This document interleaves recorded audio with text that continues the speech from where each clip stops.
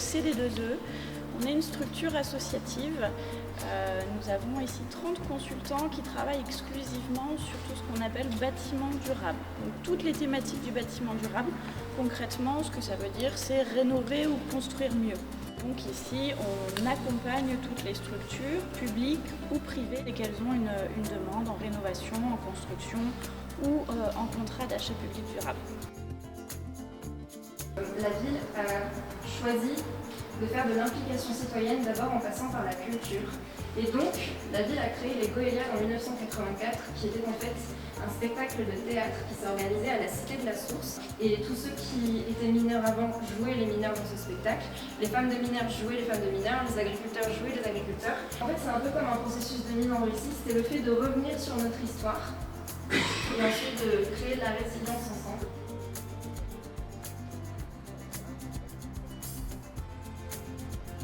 Tout de suite, ça peut répondre à tes ça. C'est une bataille assez acharnée. D'une part, les associatifs et certains élus se sont battus contre les houillères toutes puissantes qui, pour elles, une fois que la mine est terminée, on rase tout et on oublie tout. Ça, c'est vraiment ce qu'il faut faire. C'est comme notre histoire, donc il faut qu'on puisse la préserver, mais pas n'importe comment. Et donc, en l'occurrence, les terris en tant que tels sont des éléments qu'on peut garder facilement en l'état parce que pas d'entretien, pas forcément d'entretien important, pas de gestion coûteuse, donc c'est plutôt intéressant de notre point de vue.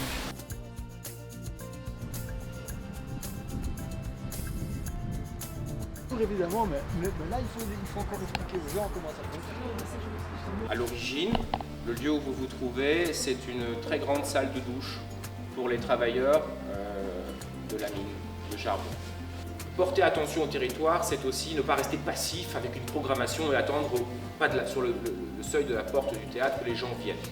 Donc vous devez imaginer à partir de cette philosophie-là tout ce qu'on peut mettre en place comme stratégie pour aller, on va dire chercher les gens, mais pour au moins aller leur expliquer qu'ils sont légitimes.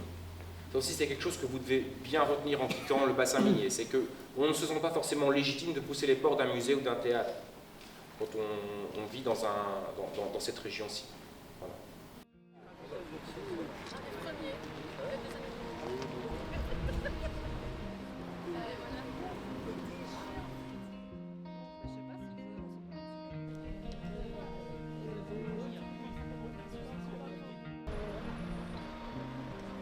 Bienvenue au Ménadel et Saint-Hubert. Du coup, vous êtes dans un tiers-lieu nourricier qui est géré par l'association Les Anges Gardins.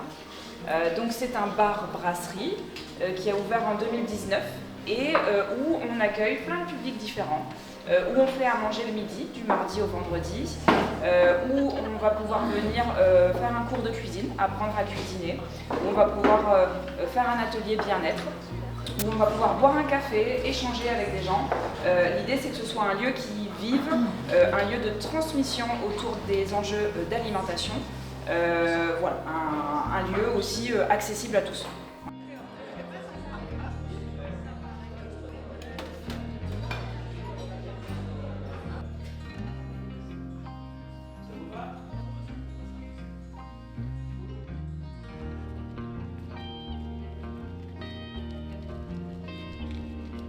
On a souvent entendu dire, mais quand on est un aidant, on ne peut plus rien faire. Partir en vacances avec des personnes en situation de handicap, c'est d'une complexité sans nom.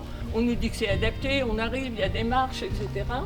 Et donc l'idée est partie sur un accueil à caractère touristique pour favoriser des vacances. Ça a croisé la volonté politique du maire de cette commune, qui était la revitalisation du centre-bourg et la recherche d'un projet original. Et donc, à l'aune de ces deux volontés, et ben voilà ce qu'on a tenté de faire. Sur le site, on a 19 logements qui vont de la chambre simple type hôtelière jusqu'au T4 où on peut accueillir jusqu'à 8 personnes. Là, une majorité des logements sont modulables, donc on peut très bien du coup faire des logements simples et ensuite les agrandir pour les familles. Ce qui était intéressant, c'était donc de travailler toujours sur ce lien entre le village et la prairie et d'offrir en fait une promenade sur une coursive haute qui va se prolonger au-delà des logements pour emmener les gens sur la prairie.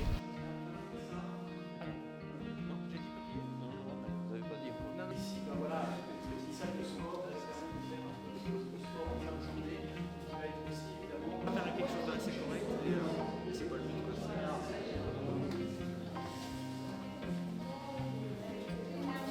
On va pas terminer.